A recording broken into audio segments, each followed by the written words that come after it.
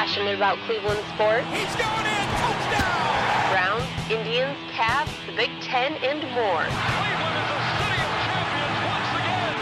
Andy and Jared, Cleveland and beyond. Swing it and drive! To deep right!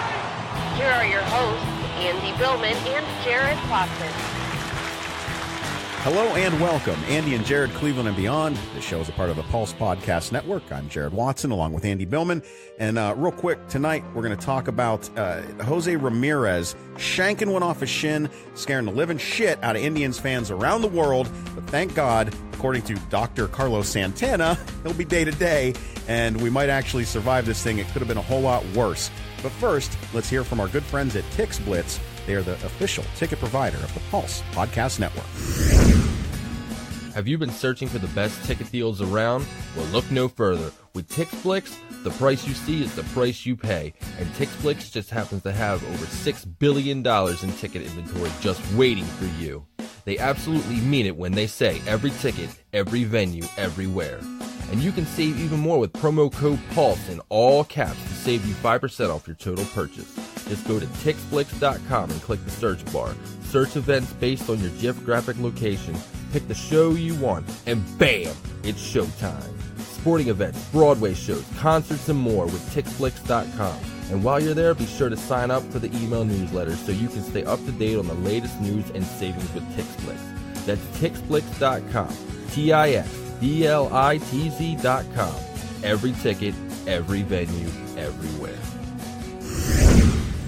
Jose Ramirez fouled a ball off his shin. Cleveland Indians.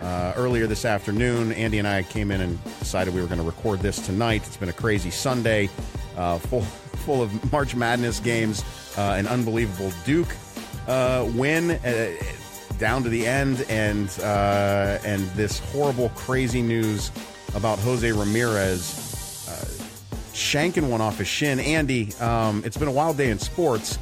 Even tougher for Indians fans at that. You've been back and forth with Mandy Bell today. This is going to be okay, right? Please. The phrase I would use is the Indians dodged a bullet. Right. The Indians dodged a big-time bullet because if they do not have Jose Ramirez ready to go, here's your possible and probable infield lineup. Yeah. It's going to be Carlos Santana first. That's easy. I would say second base is your new signee, Brad Miller. I would say shortstop is Max Moroff over from the Pirates this year. And then playing third is Eric Stamets. And then for your outfield, you're probably going to have Leonis Martin. You're probably going to have Bowers, and then you're going to have Naquin. I mean, we all know who these guys are, but if I were an opposite opponent, knowing Roberto Perez is your catcher, this lineup is not down; it's way down, thin. And then your then your DH razor thin. They were thin to begin with. And then your DH is going to be Hanley Ramirez. I said this on the last podcast, so I'm going to hint this home. This is going to be my theme throughout the year. The Indians have built themselves really well for 2020, but have left themselves, and I'll use your term, very thin and on the razor's edge for 19. This outside of starting pitching, their starting pitching solid, and their bullpen's I think pretty good to average. But this starting lineup, if you have any more injuries, which the Indians have been hit with injuries already pretty hard, you are going to be relying a lot on this year on obviously Lindor, who's not healthy, who will be healthy soon, and you're going to get Zimmer at some point, and obviously Kipnis. But Jared, even with those additions, this team is razor thin. And in the batting and this infield and outfield thing, we all knew it was going to be a lesser. Yeah. This is actually a weakness. I think the Indians have some weaknesses all over all over the joint. Andy, what am I doing right now? What am I doing? Well, he's drinking beer. And I don't blame him. It's a Sunday night, and I'm having a beer because I'm trying to really figure out.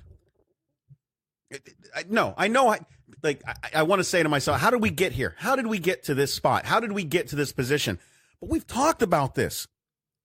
There's no room for error with this team. And here we are with Kipnis on the 10-day. Calf strain. Lindor on the 10-day. Calf strain.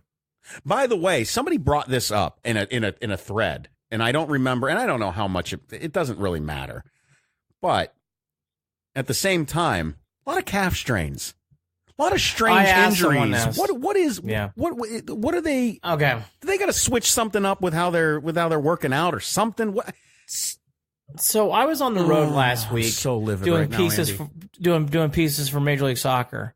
And I asked a trainer. It's interesting you brought this up. I go, the Indians and other baseball teams have had a lot of calf strains over the last 2 to 3 years, and he goes, a lot of it has to do with in baseball especially because of how endurance is going, how working out and training is going. You're more susceptible to some injuries sometimes, right? And especially in baseball compared to any other sport. There are times where you don't run a ton. I mean, let's just be honest, especially if you're in the outfield. You're not going to be running a ton of times. And at shortstop and second base, you might do short sprinting. Right, but and that's what it is. You're going right into a sprint. You're going from nothing to a sprint. That's right. Yeah. And he goes, in soccer, we don't see calf strains at all. He goes, they're rare. He goes, you might see them from time to time. But in baseball, they are popping up because of what you just alluded to. When you're going into a dead still and you're going to a sprint, you could strain your calf, and it happens. And the Indians have had this a lot over the last 2 or 3 years. So we're talking about all these injuries coming into it. We were already down the other day when we did the podcast, and now we're worried about Jose Ramirez. And I joked about it when we first came into this because that's coming from a quote from Tito, where Tito basically said, and let me find it. It's of course, it was right in front of me. There it is. When he couldn't get up, this is Tito. When he couldn't get up, your heart kind of goes in your throat. But Carlos Santana told me he was okay, Dr. Santana. So it gave me a little hope. Thank God. Thank God Tito can still have a sense of humor about some of this stuff. Because I guess at the end of the day, I'm either going to cry or I'm going to laugh right now, right? I mean, the season hasn't even started. You've got the team that has picked to win the AL Central by almost everyone out there, yet you don't even know what this lineup is going to look like opening day or even a month from now, 2 months from now. We have our expectations, but we don't know how this is going to play out. Any of it with any of these guys. If you think picking the NCAA tournament brackets is hard, try picking the opening day lineup this week, 7 days from now, and 14 days from now. It's impossible. Yeah. From a national perspective, if I were not an Indians fan and I saw the outfield and the infield for the Indians, I would say this is a D-F. It's really weak. I mean, you're relying a lot on Leonis Martin. You're relying a lot on Stemets and Moroff, and I really do believe that. Why? Max, if you don't think there's going to be more injuries throughout the year, you're kind of not being realistic. There are more. We haven't even started the season. Usually, that's when you have your injuries. And what are we basing our expectations off of? We're basing them off of the hope that Terry Francona can get the best out of these guys, and we don't even know that that's all going to work. We don't know how they're going to gel. We don't know how this dugout is. We don't know that they're. We're talking about guys that you're hoping they hit in the mid twos, right? I mean, again, averages from a lot of these guys at best. I mean, ready for this? What happens if Frankie Lindor doesn't hit the ball off the cover for a few weeks? Right, and we were already worried. What if J-Ram struggles continue into the first couple months of this season? Right, like Santana hits his normal 190 going through June. What happens if Hanley Ramirez is hitting too? I mean, this is how why are you supposed it's to have expectations for Hanley Ramirez at this point? I know, it's been 3 or 4 years in the hole. Yeah, I think the Indians have been exposed. The Indians are still the favorite. Their starting pitching's lights out. Again, they have an average to good relief staff. But this lineup is, if you think you're done, again, I like 2020s. I love the idea of Daniel Johnson, Oscar Mercado. And I like, I'll call him Oscar for now. Oscar. And I like the idea of Zimmer. I don't want to mispronounce his name. I'm terrible at pronouncing Zimmer. The idea of a guy who has been injured and still is not ready to play. Also on the right. Also right. But those guys are going to be playing at some points throughout the year. They're not going to be ready for the 19 postseason. But going in 2020, they're going to get some good experience. I like the idea. Those players excite me.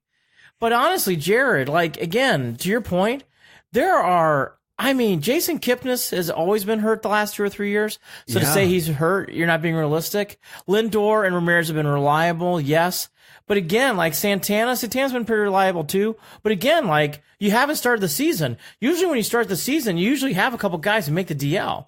So for the Indians right now, like, to think like, hey, this is the end of the injury bug, I don't think so. Well, and even at the beginning of this, Andy, we thought that the outfield was our biggest worry, and holy crap, we turn around and the infield is in.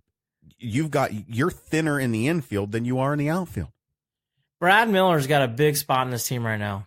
Max Moroff's got a big spot in this team right now. Not good. Not good. It's worrisome. The Indians, we kind of sat there and we said, well, Yandy Diaz, you know what? Jake Bauers better prove to be who he is because you lost him for Yandy Diaz. And Eric Gonzalez, I liked Eric. Now, he did not play well in the second half of the year, and he did not make any impact. So I get it. But has he fallen off that much where you trade him? I mean, these are the kind of things, Jared, when you look on this team, they have had some players who are youthful and younger playing big spots who are no longer on this team anymore. And now you're, again, the Moroffs, the Millers, these are the names you better get familiar with.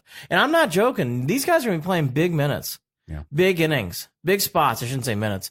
Big innings, big spots. And, you hit it and I'll hit it. I'm going to hit it harder. The infield is just as much a worry now as the outfield. And that's surprising. That is surprising to say. And again, it would have been great to have an anchor like Yan Gomes catching, because at least you have that. Roberto has been on this team. I'm not worried defensively about Roberto until I see him and make some mistakes, which I don't think he will. But again, hitting wise, Roberto's got to hit. No, he's gonna have to hit low 200s, man. I mean, that's Roberto. I get it. His whole career. He spent the entire offseason working out and trying to and working on his hitting. Great. Better see it. Great. Let's see it. But Andy, I'm at the point where, man, we're going to do a bigger preview show on Tuesday, but I think the other guy, too, I don't want to pick on because I love his story and I love how he came back. They're relying a lot, too, on Leonys Martin. They're relying on that guy to do a lot. And, yes, he's come back and he's healthy, but that's asking, in my opinion, that's asking a lot out of a guy who's really never been in that position. Yeah, you're asking a lot of Leonys Martin off a serious injury, obviously. Yeah, and to be clear, too, to everyone listening, we're going to have Mandy on this week.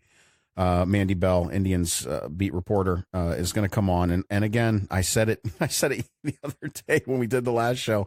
I hope she comes on and she calms the I don't know, the nerves. I guess I don't want to call it nerves. I'm not nervous, obviously, but just the I don't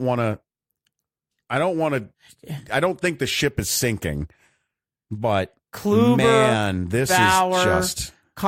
Even Carlos that's going to be difficult. I mean, we're already. Clevenger, let's not forget. Bieber, we don't have to get into it. Those are we can good. talk about that. But Bauer's pissed off because he's not starting. According to, by the way, let me clear this up too. By the way, I'm not going after you, Trevor. This is not what I'm doing right now. Because even if that is the reason that you're upset, it's fine. You're a competitor. You're allowed to be mad. That's right. And anyone who listens to this show knows that I've gone after Trevor a few times because he's deserved it when I've done that. I've gone after him for the right reasons, and I feel like there's certain folks that have gone after him for the wrong reasons lately, and that has happened once again.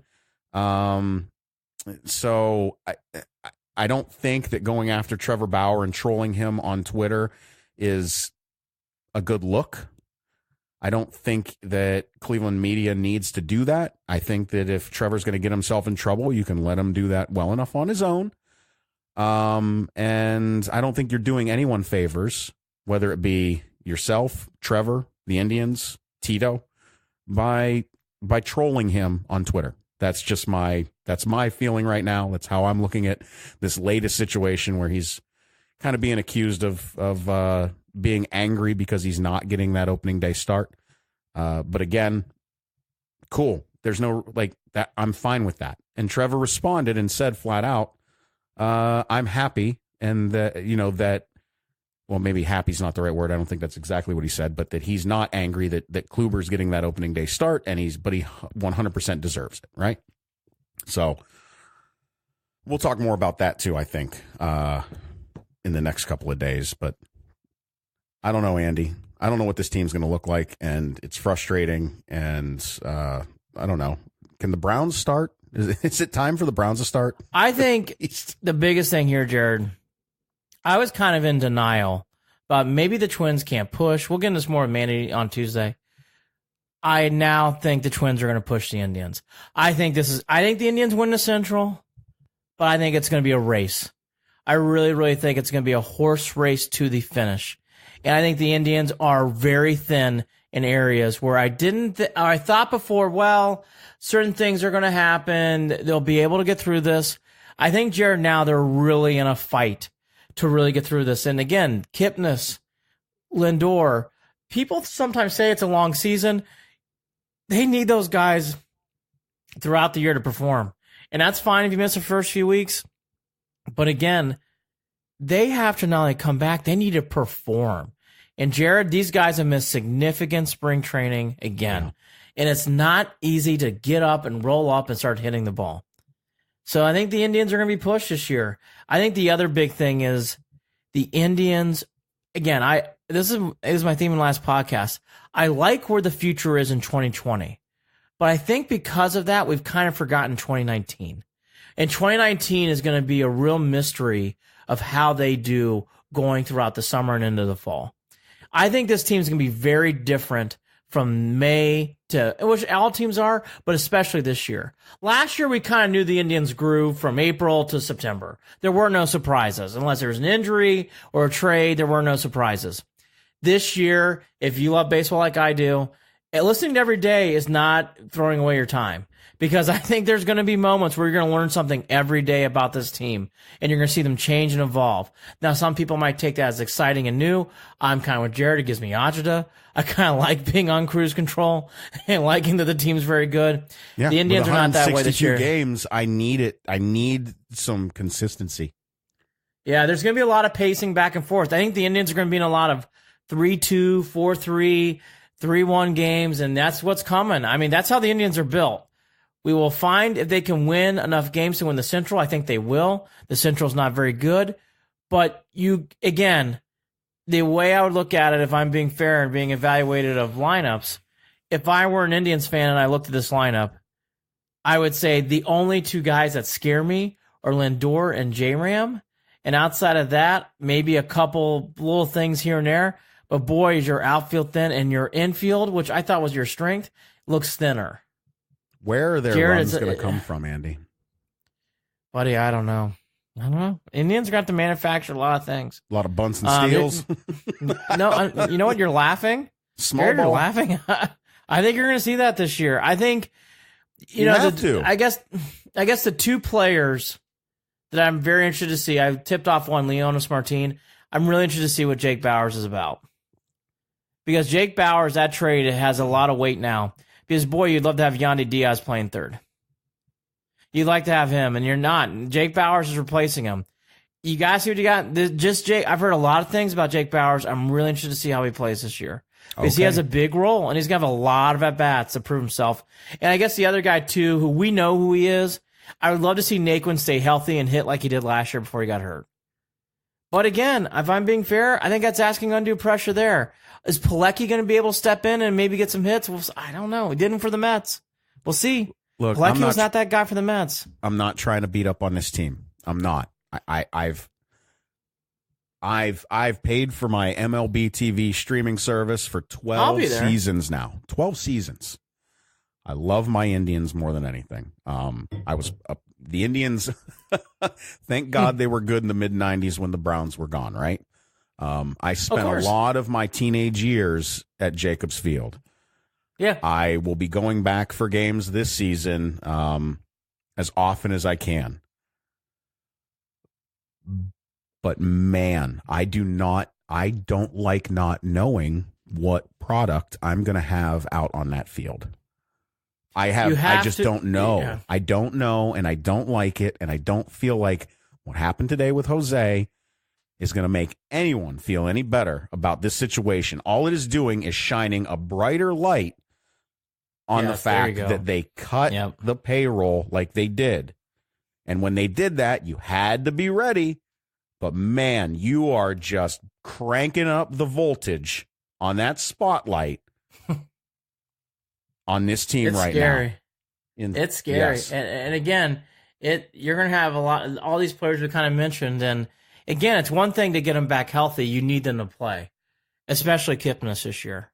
You're going to need Carlos Santana to hit consistently 230, 240, 250 this year. That's asking a lot, in my opinion, to hit all those things in the right peg. So I will leave it at this. I think the Indians are still the favorite.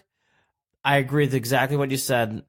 It shined a light of a lot of low-hanging gray clouds of how this is going to work. Yeah. And I think if you're an Indians fan like you and I are, you're going to have to watch the whole season, and boy, you're going to have to ride your starting pitching because they are going to either save you or they're going to kill your season. So, you want to talk about injuries? Could you, God forbid, think if Kluber and Bauer get hurt? Now you're really, really, really spinning your wheels. So we'll get more into that on Tuesday. I think that's where the Indians are at. I think you hit all the key points. Again, I think this is a big injury news thing. And again, you get Kipnis and Lindor back. Great. They haven't had spring training. To expect them to start raking on day one, I don't think it's realistic. I know Kipnis had some spring training. And halfway through May is going to be their spring training. They're still going to be playing in cold weather, which is not even what they're getting right now out in Arizona. The only thing that gives you, not relief, but it gives you some, pause of positivity. The Indians in the past have never started hot in April, and they always figured it out by June. So if they start off slow this year, you don't jump off the bridge. Because they've always figured it out in the past. So you got to, and you alluded to it. I love Francona. I love what he's about. You have to believe he'll figure some things out. He's gonna earn that reputation this year, boy, because he's gonna be doing some. I don't know how much juice he's gonna be able to squeeze out of this lemon. That's what I'm saying. In a big spot, in a big spot in the Bronx. Here comes Jake Bowers to the plate, down a run, second and third. Ooh, boy, there we go. Yeah. And we haven't even talked about the money that's been spent in some of the other areas with teams that are also vying for a position to win a World Series this season. Well, the Indians are lucky. Yeah. We'll get more into their division, and we'll get more into the starting pitching. What it is, and not only is it the Indians' strength, I think again is the best rotation 5 in baseball. We'll get more into what Mandy Bell saw throughout the spring, and we'll kind of go from there. Real quickly, Jared, I just want to touch on the tournament. The Duke UCF game today was wonderful. Yeah. There was a lot of tie-ins to people who watched the game. Dawkins played for Coach Krzyzewski, and Coach K brought him onto his staff after he played. So Dawkins and him are very tied together. Dawkins' son had a wonderful game. The 7-6 kid was wonderful. He had a really good game. He did foul out. He has really improved. When I first saw him play for UCF, he was more like a giant stick. He didn't really move. He didn't really have much movement. Boy, he does now. To be expected, too. Boy, UCF has peaked at the right time. I kept saying to myself, I am thankful Purdue does not play them. Because I don't know how Purdue would take this team. I got to tell you, Duke, I don't want to say that Duke got lucky, but it really did feel, it felt like a lucky roll. It felt like those last two shots really, the last two possessions, Duke's final possession, getting the rebound on the missed free throw. I was going to say the box out. That was UCF's downfall. Unbelievable. I thought actually Barkley hit both of them. I thought it's a 3 thing. When Taco fouled out, the missed dunk by UCF and the boxing out. The boxing out on a missed free throw is everything. They didn't do it. Duke capitalized. Those missed shots, I know they seem rare. They do happen in college basketball a lot, where shots go in and out and they spin. In high-pressure situations, it's hard. It's hard. You don't see it in the NBA, but you do see it in college, rough shot in my off opinion. The glass. It looked like a nice kiss high off the glass, and it wasn't good. The rebound rimmed out, and it was just painful for UCF. Really painful to watch for them. Yeah, it's a gut-wrenching loss. The Big Ten is still doing well so far. I saw Boilermakers live. I'll save that more for Tuesday. Michigan State also made it. The SECs looked really good. As we have a fight and a skirmish going on between Houston and Ohio State, getting a little testy here. Yeah, at I shut the halftime. TV off while we're recording this, and I'm going to put that on and probably go to sleep watching Yeah, that. there's a. And going into halftime, Houston up 8. We'll get into whatever maybe I'm happens in not front putting of well, something happened here at the end of the first half. Well, I thought that's the first thing I thought was Ohio State looked sharp and they were shooting well. Man. And that just isn't. Someone went after. It looks like Wesson maybe, or who got. Yeah, something happened here between a couple of the players and the Cougars. But anyways, Ohio State has a chance to be the 4th team to get in. We'll see if they're able to pull off the comeback. They're down 8 going into halftime. The SEC, though, has been the conference I've been really impressed by. I know Maryland is not as good as LSU, but LSU was a great win late in Jacksonville. Kentucky's Kentucky. Auburn with a great win over Kansas. I know Kansas is down, but still, it's a great win. You know, the SEC has not been known for basketball and obviously for recent years, but they should be this year. They've really proved themselves. Looks like the ACC is going to get 3 or 4 teams in. You know, Jared, I know this has been a boring blah until today. Iowa with a heartbreaking loss to Tennessee. They made they made that great comeback and just didn't have enough. Tennessee just prevailed. Tennessee's a better team. But it's been still a good run for the Big Ten. The SEC, though, is really proven. And again, Duke and UCF, wonderful, wonderful game. If there was such a thing as the ESPN Instant Classic, that would be right there. That was an instant classic today. Just a wonderful game. And when you get storylines like that, Zion played great. I know he missed a free throw to tie it, but Zion was wonderful today. Yep. He played Dawkins' kid, who played in this game too for UCF. He was wonderful. Just a great game. Really, really well played all the way around. And I know the tournament's been blah over the weekend, but boy, it stepped up in juice at 5:15 We'll talk today. more about it coming up over the next couple of days. Again, don't forget, next episode that we should be recording Tuesday night will be with Indians beat reporter Mandy Bell. Hopefully she'll talk us all back from the ledge.